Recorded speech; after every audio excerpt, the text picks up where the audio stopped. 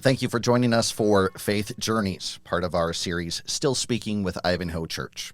We aim to explore and nurture faith through conversations. We believe that every life offers a unique and invaluable story. Stories bind us in community and connect us with God's story. As you experience stories of those who have discovered faith in God through their encounter with Jesus Christ, may you discover insights that help you respond to God's calling in your life. I'm Shelley Grow, here along with Pastor Kris Hewitt, hosting this episode, and we're going to turn to our guest for today. I'd like to begin by asking you to share a little bit about yourself. So if you can tell us your name and just maybe some high-level things about who you are. Or what I am. Well, my real name is Macklin, M-A-C-L-Y-N. And everybody said, "Where'd you get that?" Mm-hmm. Yeah. I said, "Well, that's what my folks came up with, so that's what I got stuck with." Is there a relative or? No. I asked my mother one time, "Why did you stick me with that name?" And she said, "Well, your dad and I were reading a magazine, and like Saturday Evening Post or something like that, and that was one of the names in the story, and we liked it, so you got stuck with it." That's great. That's cool. Yeah. That was a long time ago, of course. Okay, so where is the Peat family from? Where were you born? I was born in Cedar Rapids, Iowa, February 2nd, 1927. Yo. Almost 100 years ago. Mm-hmm. Anyhow, after about 2 years, the family moved to Chicago, to a little apartment in Logan Square, just off of Logan Boulevard near California Avenue, if you have any. Yeah. If you know where that is. There's a great big old, I've forgotten what kind of church it is, right there on the corner of Mozart and Logan Boulevard, and we lived in the basement next door to it. Lived there for a few years until my folks found a place over on Schubert Avenue, Mm-hmm. near the corner of Schubert and Rockwell. The one thing I remember about that spot was one Sunday morning I was out, one summer morning I guess, out playing, and three brothers who lived in the next apartment building down Rockwell Street came by and said, "Why don't you come to Sunday school with us?" Great. And I said, "Oh, well, that would be nice, but I'll have to ask my mother." Mm-hmm. So I went in and I said, "Mom, Marty and Don want me to go to Sunday school. Can I go with them?" She said, "Sure." But she said, they're going to want some money. Uh-oh. So she said, "Here's 2 cents. Mm-hmm. Put that in the basket when they pass it around." Well, back in 1927, 2 cents was quite a bit. Mm-hmm. So that's how I started going to church at the Fourth Congregational Church. Yeah. And I started there, I think, in about 1930 or 30. No, let's see. Must have been 31 or 32 when I was 5 years old. Yeah. And I went to that church for Sunday school and church and you name it for 70 years. Wow. So give us highlights from that church experience. So is that where you were married? No, Okay. I didn't get married at the church. I graduated in January of 1944, and I was in Army uniform. We had to volunteer for it, of course. I was in Army uniform by I think it was March of that year. I had met a gal that I really liked. So we started dating, and for a year or so, a couple of years.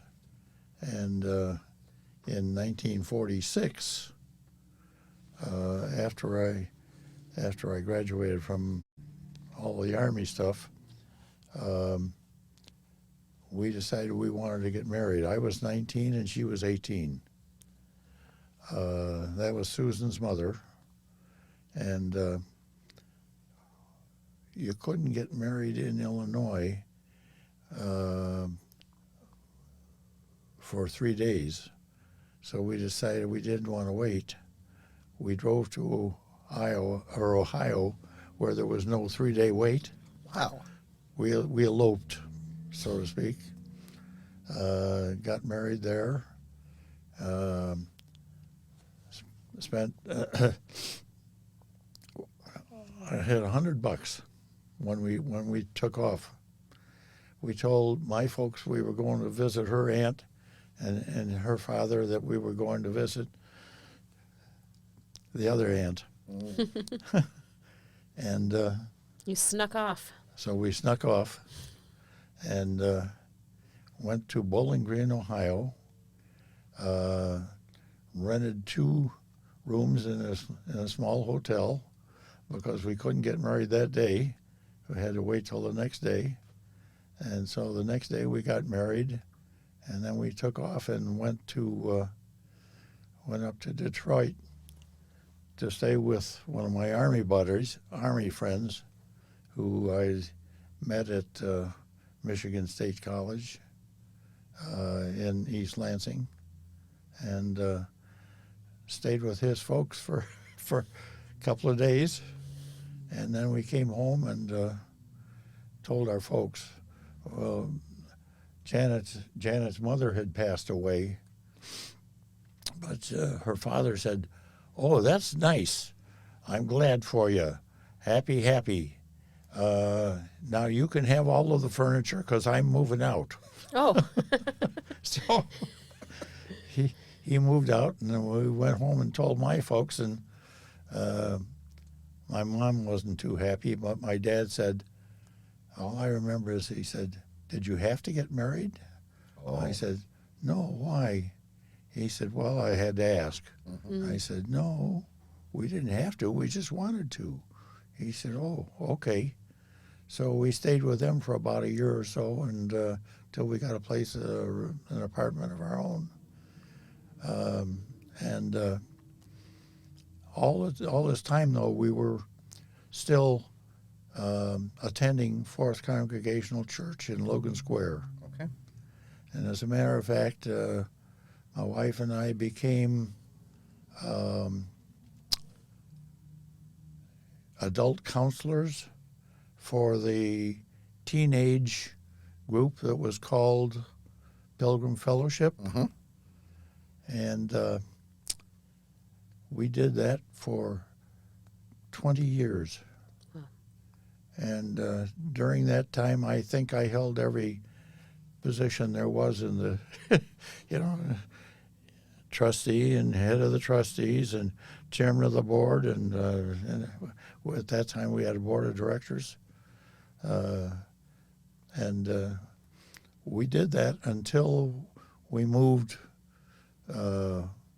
up to Kelvin Park, Okay. Chicago, which is out near Diversity and Pulaski Road. And we lived there, and we kept going to Fourth Congregational Church every Sunday. And my wife got very involved with the ladies' aid group, and every week they did their craft work and got stuff ready for the big sale once a year or twice a year, whatever it was, and on and on and on with that. But then in 1989, my wife passed away of cancer. Did you have children with her? We had two girls, Susan and Patty, yeah. One born in 1950, the other born in 1953. And unfortunately, Susan's no longer with us either. My wife passed away of cancer in 1989. As a matter of fact, 5 weeks to the day, I remember, from the time my mother passed away. Mm-hmm. So it was not a fun fall. Yeah, a difficult time for sure. And then when she passed away, I had a we were still going to Fourth Congregational Church every Sunday, though. And I had a friend who was a financial advisor. And I had known him for several years. And I knew his wife, too, as a matter of fact, because we'd been to dinners together or something like that. And after my wife passed away, he Bob Circle, you know him, called and said, I'd like you to, my wife and I would like to take you to dinner. And I said, well, no, Bob, that's not necessary. And I kind of fibbed because his wife was nothing but a talking machine. And I got so sick and tired of listening to her that I didn't want to go to have dinner with him again. But he said, oh, we insist. We insist. And he said, I don't know, this was like a Thursday or something. He said, Friday, Saturday, or Sunday. Pick a day. So I thought, well, there's no sense in screwing up the whole weekend. So I said, well, let's do it Friday. So we met at the Michigan Shores Club, if you know where that is. It's up along the Michigan Shores someplace or other. I've forgotten where it is. Wilmette or Winnetka, one of those places. It sounds there. familiar, but I can't quite place it. So I said, okay, Bob, I'll have dinner with you Friday night. And he said, okay. So 15 minutes after that, his wife called. And she said, I hear we're having dinner tomorrow night. I said, yes, we are. And she said, well, is it okay if I bring along a friend? And I thought, uh-oh, I've been set up. Yeah. Well, it was his mother that they set me up with. And we had a nice dinner, except that I said, hello, Margaret, and she said, hello, Mac. And then we said, goodbye, Margaret, and goodbye, Mac. And in between, this other woman Talk the whole time. just talked and talked and talked. What was your first impression of Margaret? My first impression was she was a very nice, as a matter of fact, very, very pretty, well-dressed, intelligent woman. From what I could gather with about 6 words of conversation with her. She was a social worker at the Presbyterian Homes in Evanston for, I don't know, 20-odd years, 20-some-odd years. So we had a nice dinner, and I went home, and that was the end of that. And A couple of weeks later, I thought, gee, she was a nice lady. Why don't I give her a call and see whether she'd like to have, but I don't have her phone number. So I called my buddy's wife and I said, can you give me her phone number? And she said, well, she's been waiting for you to call for 2 weeks. That's what I was thinking. I'm like, you waited 2 weeks. I would have every single day been like, where is this guy? Well, anyhow. Women are impatient.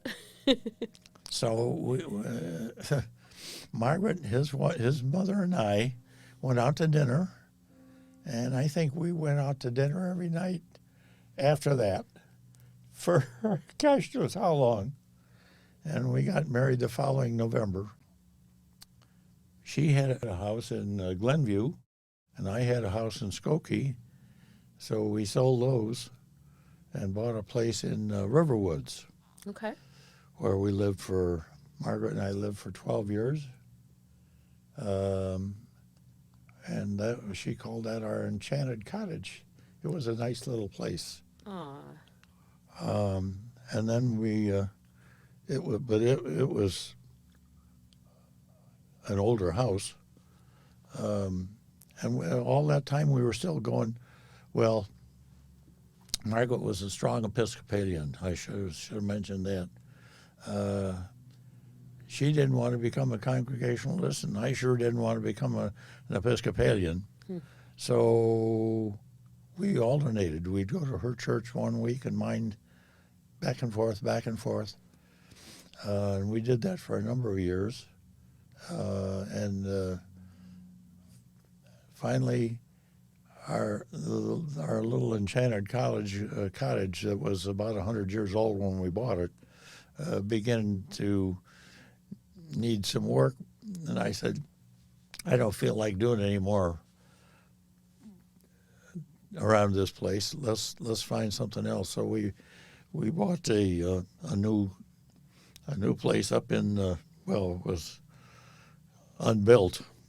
We just picked it from a model up in Indian Creek, and when we moved up there, we had to. It was too long a haul back to Fourth Church down in Logan Square, and too long a haul back to St. David's in Glenview for Margaret. So she joined a little Episcopalian church over in Wakanda, and we looked around and went to half a dozen churches in this area, and finally found this one, and that's where we're at today. End of story. I would love to know what some of your dinner conversations were like about your different religions and why neither of you wanted to go to the other. I mean, speaking from my parents' perspective, my mom was raised Catholic and my dad was raised very conservative Christian, and she wound up leaving the Catholic Church and going with him. And I'm always very curious, like, how did you talk about religion with each other? Well, I don't know that there was a lot of conversation about it, to be honest with you, Shelley. I think it was simply a matter of I think we just kind of decided no, so we'll alternate, which we did for several years, and that was okay. I just was not particularly happy with the getting up and down 14 times. High church liturgy, yeah. in an Episcopalian service. But what parts of it did you appreciate? I guess I just kind of organized it in view of my experience in the Congregational Church. Sure. And this was with the same God just a little bit different Yeah. mechanics. Yeah, more And- more in common than difference. So, Yeah, sure. more common than different. Did- And I don't know that we ever really discussed it, to be honest with you. Mm-hmm. It just worked for you. Yeah, it just worked. Yeah. That's cool. You know, as you've told us about your life journey and choosing a wife, choosing where to live, choosing where to work, how has your faith played a role in decisions that you make, and how has that guided you? Because it feels like you've had this constant grounding in always having a church and always having, you know, that community relationship. I'm just wondering how you've relied on that throughout your life. I don't know as I ever thought about it, Shelley, to be honest with you. It's there. It's just one of those things that I've always done. It's like wearing a shirt and a tie Mhm. on Sunday. I mean, I've always done that. That was the way I was raised. I'm probably going to do it all, as long as I can. I don't have an answer for that. So, being a widower, how has your faith given you comfort during the losses of your wives, of your daughter? Can you say a bit about that? I'm trying to think of my daily bread. Yes. Your Our daily our bread. daily bread. Yeah. A little daily I've- devotional. Yeah. Yeah. I read that. Use that every day. Mhm. And I have a friend who always sends me